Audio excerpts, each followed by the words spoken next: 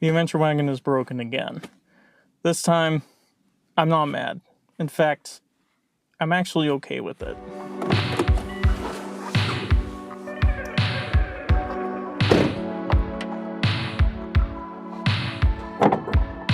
I've now owned this car for over a decade, and in that time I have built it, modified it, and repaired it to what it is today.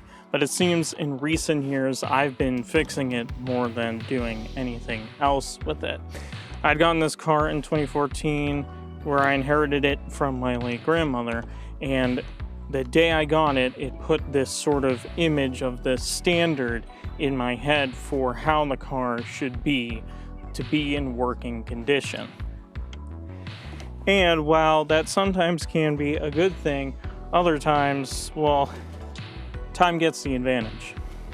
For the last few years, the adventure wagon is starting to show its age. Last year, it spent more time in the driveway than it did on the road.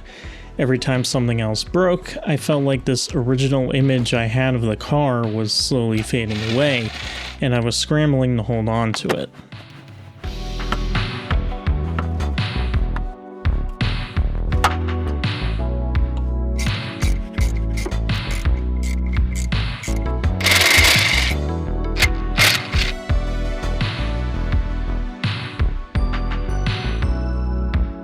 So recently the starter died on the adventure wagon. Didn't give me any sort of warning, just tried to start it one morning and it didn't start. Usually I would be frustrated that I'd have to replace yet another part on the adventure wagon, but this time my reaction was different. I came to realize something. This car is old. I realized 2005 is now 20 years ago. While I like to imagine 20 years ago is still the 80s, it's not.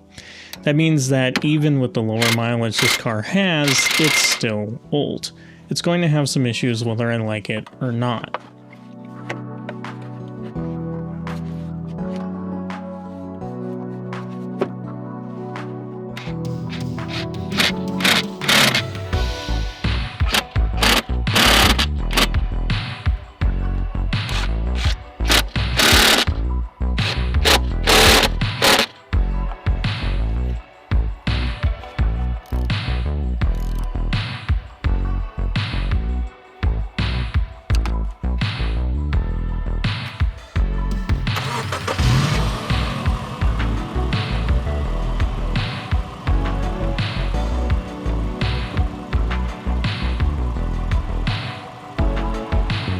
Let's go!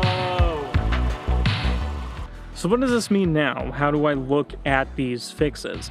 I don't look at fixing the car as a method to bring it back to its perfect state. I fix it to keep it alive. I used to think every repair was just another step toward the end, but now, every fix is part of the journey. Each one keeps it rolling, keeps it ready for the next adventure. With every fix, I'm not just keeping it alive, I'm becoming a better mechanic, learning more about the car and how to keep it going. It's all part of owning an old adventure rig.